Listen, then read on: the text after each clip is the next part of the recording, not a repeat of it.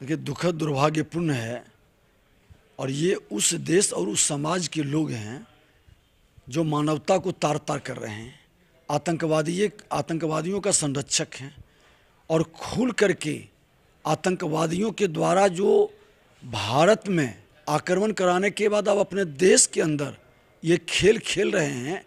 और जब मानवता की बात देश के प्रधानमंत्री नरेंद्र मोदी जी करते हैं तो बरगलाने के लिए, लोगों को उनसे दूरी बनाने के लिए इस तरह के बयान देके अपनी देश के अंदर प्रतिष्ठा प्राप्त करने का खेल खेलते हैं, जो दुखद दुर्भाग्यपूर्ण है। और ऐसे लोग कभी मानवता के हितैषी नहीं हो सकते हैं। ऐसे लोग विश्व के अंदर कभी सम्मान नहीं प्राप्त कर सकते हैं।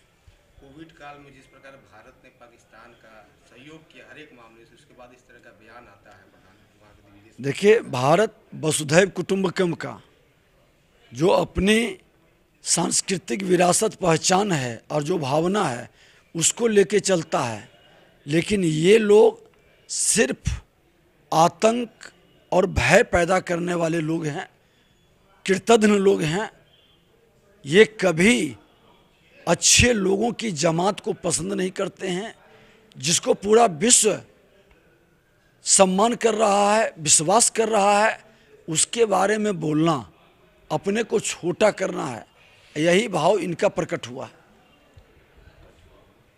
बेगूसराय में भी मृतक हुए हैं, 5 लोग की मृत्यु हुई शराब कांड में। देखिए, माननीय मुख्यमंत्री जी के अहंकार के कारण शराब नीति पूरी तरह से इनका तंत्र फेल कर चुका है और इनके अपने ही लोग बालू और दारू दोनों के माफियागिरी कर रहे हैं। कई प्रमाण मिले हैं और ये उम्मीदवार जब उस तरह के लोग को बनाएंगे, माफिया को संरक्षित करेंगे और जनता को जेल भेजेंगे, तो नीति कभी सफल नहीं होगी, कि नीयत साफ नहीं है।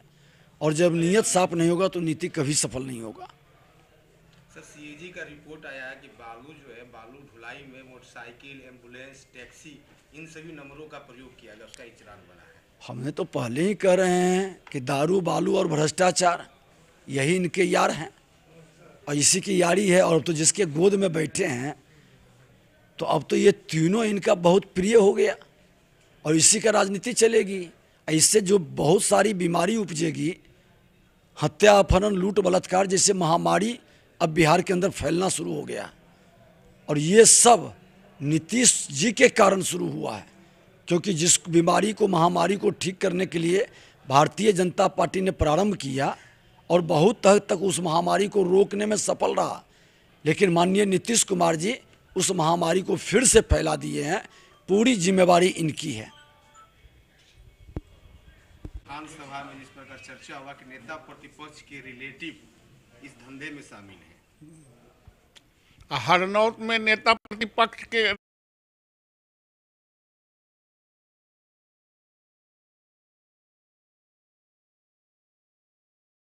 विधानसभा में जिस प्रकार चर्चा हुआ कि नेता प्रतिपक्ष के रिलेटिव इस धंधे में शामिल हैं।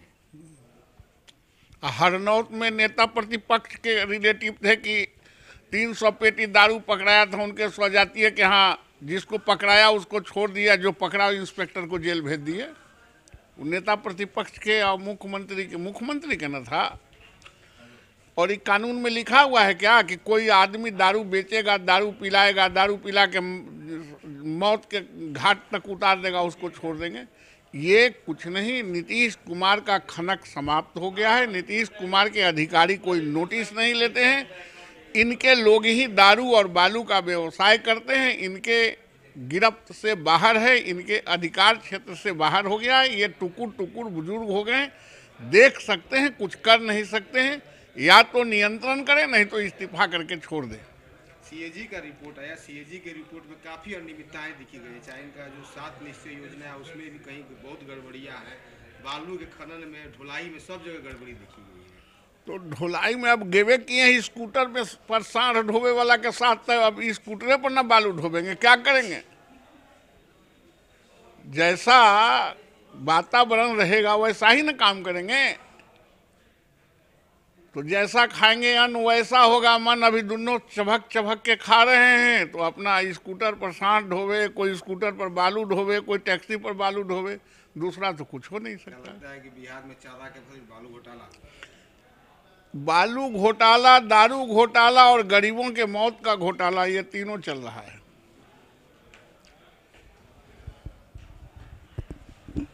डेली चलता है हम लोग के यहाँ। एटम बम है।